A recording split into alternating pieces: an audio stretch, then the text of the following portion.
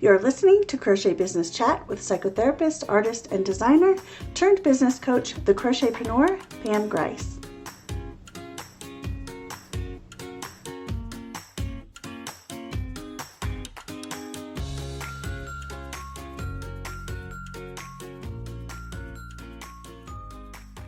Well, hello there, Crochet CEOs. Welcome to Crochet Business Chat. I am Pam Grice, here to help you turn yarn into money with therapy for your crochet business. I am so glad you're here. Let's go now and check in with our next guest. Hi there. How can I help you? Would you let us know who you are, what's your business, and what is your question today? So I'm Nichola. I run a small business called Elimee Designs. So we design and sell crochet patterns. I've got a video blog on YouTube, a blog on my website, but I'm still relatively new to this game. So my question is, what is the most efficient way for me to grow my website and my YouTube so that I can try and monetize them sort of in the next year? Sure. So it sounds like you've already got the basics covered. So those foundations of guessing you have an opt-in all set up on your Yep. website. Your Sorry, kitty's excuse the cat. visiting us. So you have an opt-in, you have a blog, you have a YouTube channel. Your Mhm. social media is active and consistent as it can be. Yeah. Okay. So the next step is like advanced marketing practices, which Mhm. means getting yourself in front of as many eyes as you possibly can. Yeah. And that typically means borrowing other people's audiences. Okay. So, how you do that? In our world, there's actually a lot of opportunities to do that in the crochet industry. There are blog hops, there are link parties, there are like collaborative crochet alongs, Yeah. and also collaborative bundle sales and collaborative, like they're kind of like bundle sales, but they're just opt-in bundles where the whole thing is free and you're just Mhm. sharing an opt-in. Okay. And so looking around for those and finding people who are looking for collaborations Mhm. is a great idea. And I just was like, I need to start a Facebook page to make this all possible. So by the time this airs, there will be a Facebook page and I will put it, our Facebook group.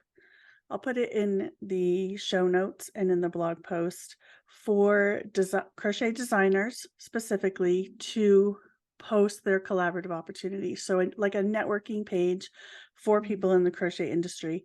That way, it can be like a hub of people who are collaborating, whether it's a blog hop or a bundle sale or something like that. That would be Um, definitely useful. yeah, I think just so that it's not like business chat, it's not anything like that. It's just collaboration opportunities. I think it would be a really beneficial thing. So I'll get that started. Um yeah, so reaching out to people, getting in front of faces, getting um doing Instagram lives, Facebook lives, YouTube lives, TikTok lives if you're into that, with other makers and getting Mhm. in front of their audience who, if they have a similar audience to yours, it's the perfect opportunity to get in front of those people. Mhm. Um, the great thing is that people in the US love an accent. And so you it's like an um automatic what's the word? Confidence. People automatically have confidence in you that you're smart and you know what you're doing.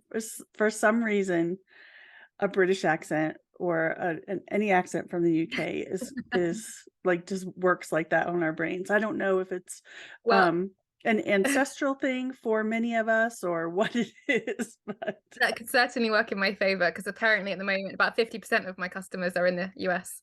oh really? Yeah. Yeah. So that doesn't surprise me just because it seems like the US audience is more active on social media, is more active on the internet, so I'm not surprised that you have a really large audience in the US. So those are some strategies that I can think of right off the top of my head. Have you tried any of these collaborations previously? So I've kind of dipped my toe in. So I took part in a giveaway over New Year's. Mhm. And that actually boosted me to such an extent with newsletter subscribers that I had to start paying to use the, the software, which I think is a good thing. It's one of the you know, perks of growth is that you have to Yeah, start paying for your list, but you can yeah, monetize your list in other ways and let them, you know, pay for yeah. that. Um, I am participating in a blog hop at the moment. And I mean, lots and lots of people downloaded my pattern. So I'm just hoping that that kind of translates into people remembering that I'm out there. mhm. Um, Yep, and I have signed up for a collaborative cal for later in the year, perfect. with the design phase of that at the moment.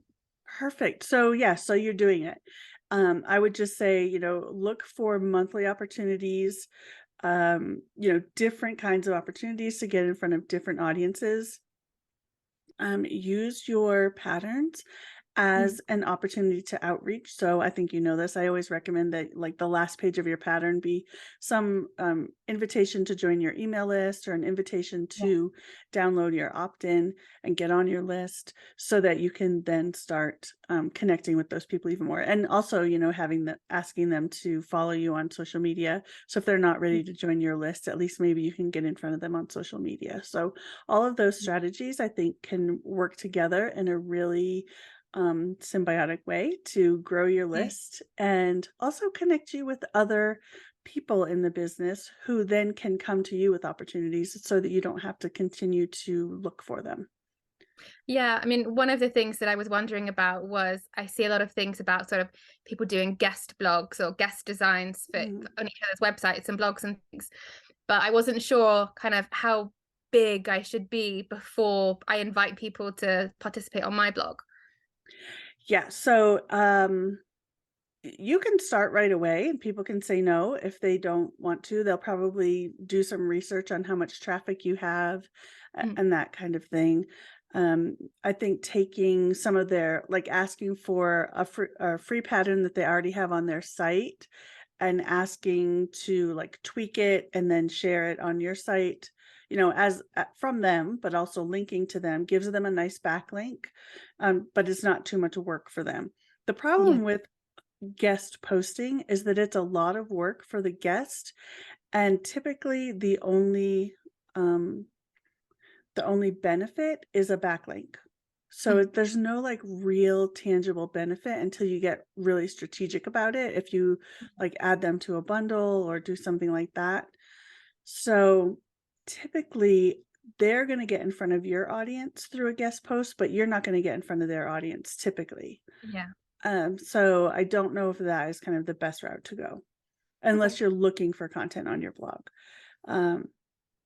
Because you can do that by creating a roundup and adding their pattern and then asking them to promote your roundup. It's a really easy way to get Mhm. in front of somebody's audience while driving people to your blog without that person having to do a lot of work. So Mhm. asking for people if they want to join a roundup on your blog can work in the same way as Yeah. a guest post would, Mhm. but it's not quite as much work on behalf of the guest, Mhm. if that makes sense. Yeah. I got to the point where I was offering to pay for guest posts just because I didn't feel right, like accepting that amount of work without Mm. having like a direct benefit to the other person. But even then people didn't want to do it. So I don't know that Oh, people are really interested very much in guest posting. Some of them are, but okay. I think there's other ways. Blog hops, Mm. I think, are better because it drives traffic to that person's blog, Yeah. even though it's more work on your part. But Mm. Okay. so, any other questions along that Yeah. So vein? I was also wondering about other ways of getting people to kind of be aware of when I release kind of YouTube videos and things. I mean, at the moment, I will do a social media post, put something in my blog, I'll send it out to my newsletter subscription list, but I still feel like there's not a lot of people actually seeing it in order to help it grow. Sure. I really like when I release a video, having it set as a premiere so that Mhm. people know that they can engage with me live as they're watching it at the moment that it's released. And that gets you more traffic or more views in a concentrated amount of time. Mhm. and YouTube likes that. So as soon as it's released, it's premiering and all these eyes are on it, and that makes YouTube think, "Oh, people really like this," and they're gonna show it to more people in search, rather than you just posting it and being like, "Go watch it, go watch it, go watch it," and people just kind of drip in, and Yeah. wander their way in rather than having more people Mhm. there. So there are different things that you could do. You could do, if you show up to the premiere, we'll have a giveaway, somebody will win the pattern or something like that. So you can really encourage people to come. So you can pre-market it and then post-market it. So Mhm. what I did when I was growing my YouTube channel, it's not big, but I would send out an email beforehand and have the post scheduled on YouTube and say, Mhm. click the button to be reminded when it's going to be premiering, and then show up to the premiere, and then I would send an email afterwards saying the replay is available if you didn't get a chance to join us. Mhm. So don't be afraid to get things in front of people over and over and over and over again. Yeah, I know it hopefully doesn't that. feel great, but Because one of my concerns is, obviously one of the things that's really easy to do on YouTube, is to kind of demonstrate how to do one of your patterns sort of start to finish, for Mhm, one of the ones that you offer for free. But my concern is, A, it's a lot of man hours up front to put all of that together, mhm. which at the moment is difficult because I've recently had a baby. Um, but equally, am I going to be training them to only want free patterns from me? Like, are they still going to go to my blog and see stuff if they watch that free video? I don't know. Right. I would pay attention to people who are successful in the way that you want to be successful and how they're running their channel. People like one of my favorites is Alicia Littlejohn from Little John's Yarn. So she does offer free patterns, but she also has a weekly live video where she just goes and answers questions and chats with her audience. Mhm. And so they're still paying for her patterns, they're engaging with her site, they're getting to know her face to face, and she's getting a lot of super chats, like hundreds and hundreds of dollars every week from super chats because people know she's going to show up, they want to connect with her, and they just start paying just to engage. Okay. So, I mean, if you're really wanting to grow your YouTube channel, employing a couple of different strategies, I think is really helpful. Yeah. And if you want to say, I'm going to do a free pattern this week, and then I'm going to do two paid patterns, and then a free one, and then two paid ones, and Mhm. make a video for the paid one.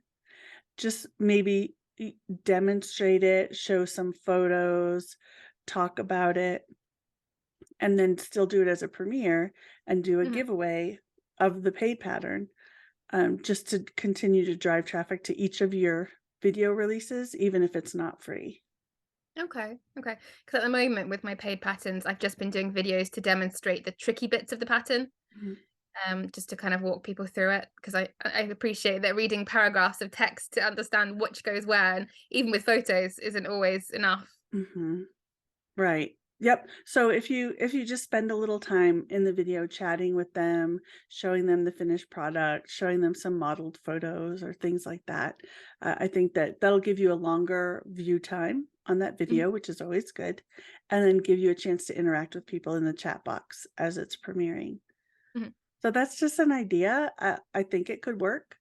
But I would say experiment for a little while, figure out what you have time for Mhm. and then start implementing that. Sounds like a plan.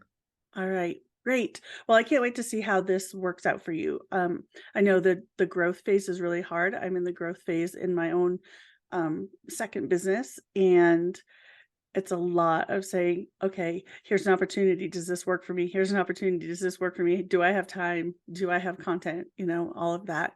But once you get through that, hyper focused growth phase, things get easier and it gets more relaxed, and you start making more passive income, and people start knowing who you are and sharing you with other people, and it just gets so much easier. So that's down the road for you. Fingers crossed. All right, how can people find you? So I'm most active on Instagram, in terms of social media. So that is at Elimee_designs. And it's I also Emilee. Elimee, yes. Elimee. Elimee. Yeah, Elimee. it's a bit of a funny story behind where the name came from. I also have obviously my YouTube channel, my Facebook page, my website. They're probably the places where I am most. I do have Pinterest as well, which I'm quite active on, but I appreciate not everyone likes Pinterest. Okay. So. Great. Well, I will link those in our blog post so that people can find you and connect with you. And be sure to support Nichola as she grows her business and ask any questions you have. And yeah, I hope you found that helpful. And again, I can't wait to watch you grow and see how this works out for you. Thank you very much. All right. Thank you. Bye. Bye. That's it for today. Be sure to get your printable handmade business binder when you go to crochetpreneur.com/binder. And never miss an episode when you subscribe to Crochet Business Chat on your favorite podcast listening platform. All guests on the podcast are students of the Crochetpreneur Business Academy. If you'd like to learn more about this biz boosting program specifically for crochet business owners, go to crochetbusinessacademy.com. And I want to thank you so much for spending time with me today. It means so much that you'd hang out in the studio, and I can't wait to do it again next time. Until then, I'm cheering you on.